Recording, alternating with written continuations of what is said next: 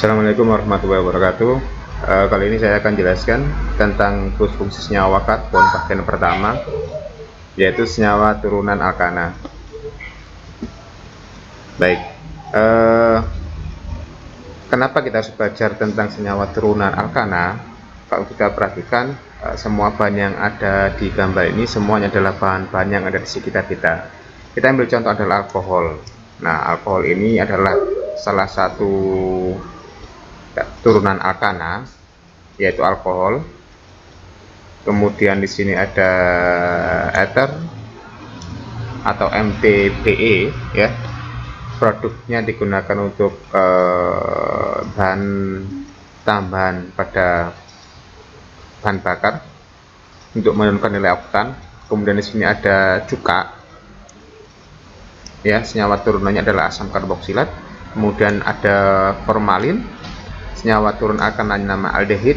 Kemudian keton untuk pembersih kuku, untuk pembersih kuku, kutek, ya.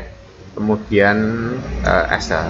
Nah, ini semuanya adalah bahan-bahan yang ada di sekitar kita. Oleh karena itu kita pelajari satu persatu senyawa turunan alkana tersebut. Nah, yang pertama kita jelaskan dulu apa itu yang namanya turunan alkana. Senyawa karbon dianggap berasal dari senyawa alkana yang satu atau lebih atom hanya itu diganti dengan atom atau gugus lain, sehingga dikatakan sebagai senyawa turunan alkana. Kita ambil contoh. Di sini ada etana. Etana 2C dan 6H. Kalau satu atom hanya misalkan diganti dengan gugus OH, ya, maka terbentuk yang namanya alkohol. Nah, senyawa yang terbentuk ini disebut sebagai senyawa turunan alkana. Jadi jika ada satu H atau lebih itu diganti dengan gugus lain, itu disebut sebagai senyawa turunan alkana. Di mana senyawa turunan alkana itu kita bisa ambil rumus. Di sini R itu adalah gugus akil, sedangkan H di sini atom yang mengikatnya. Sedangkan kalau di sini alkohol, ini adalah R gugus akil, kemudian OH ini adalah gugus fungsinya. Gugus fungsi yang nanti akan menggantikan atom H, sehingga dikatakan sebagai senyawa turunan alkana. Nah, nanti beberapa gugus fungsi yang kita bahas, ya. Di senyawa turunan alkana ada 6. Yang pertama adalah alkohol dengan gugus fungsi OH. Rumus umumnya adalah ROH,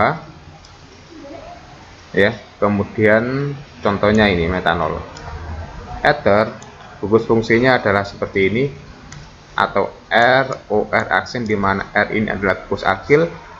R aksen ini dengan R akilnya bisa sama bisa beda, dengan rumus umum yang sama dengan alkohol. Nah, nanti kan kita bahas sendiri, namanya isomer fungsi.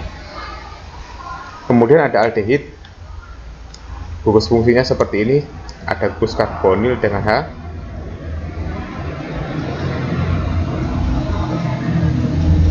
Keton ada gugus karbonil. Ini karbonilnya ada R aksen. Di mana rumus umum aldehid dan keton ini sama, nanti disebut sebagai isomer fungsi. Contohnya etanol dan aston. Kemudian asam karboksilat, gugus fungsinya adalah COOH. Dengan rumus umum ada R COH, di mana R ini adalah gugus alkil.